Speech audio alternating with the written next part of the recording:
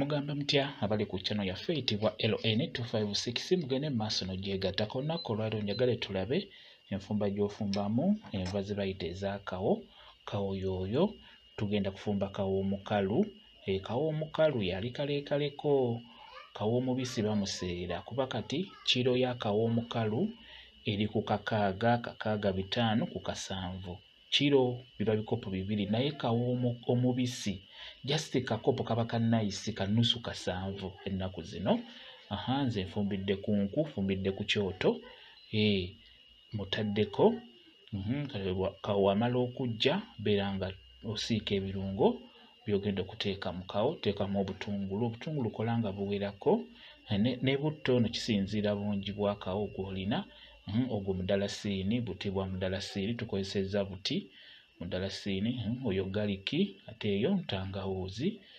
Beera ng'obiteeka mu nva ezo ez'akawo, zigenda kubeera mpoomu nnyo singa onaaba osiise bw'otyo nga bw'olaba. Kawo oyo muwoomu nnyo.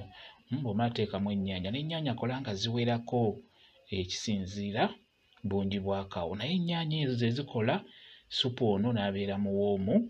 Beteekamu ennyaanya nga ziwerako. Kati nze nfumbye kiro ya kawo gye nfumbye. Oyo green pepper gwentaddemu, ate obwo bukoola oba tumuyite kotimeru.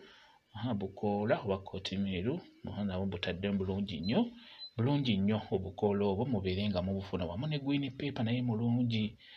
Teekemu n'omunnyo, saagala ogwerabire. Tufumba kawo.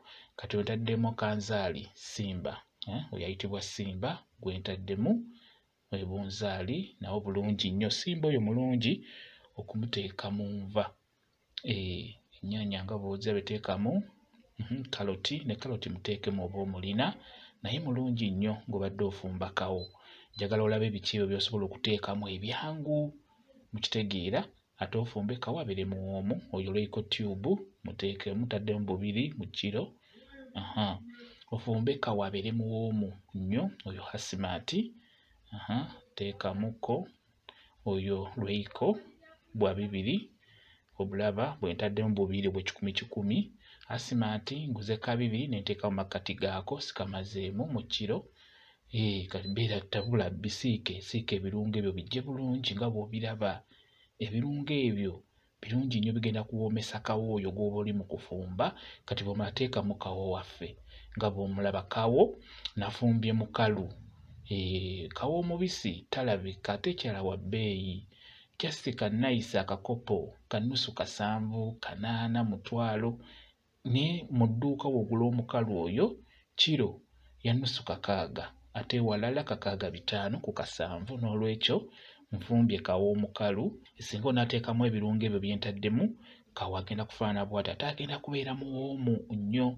Ekirala, ebirungo bino bye tutaddemu byangu bifunika, ojja bifuna ku budaala obw'enjawulo oba mu maduuka. Bwe kityo bwe kiri. Mwebale kubeera ku channel yaffe eyitibwa LN256. Mugende mu maaso n'ogyegattako. Mbeere bulungi, mweraba.